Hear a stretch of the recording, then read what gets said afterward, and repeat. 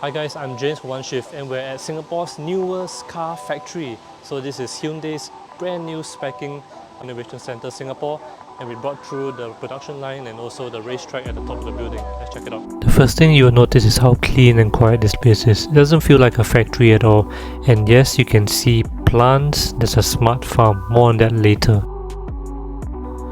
We are now at the delivery suite where people can collect the new Hyundai EVs. The cars are brought in by little robots automatically.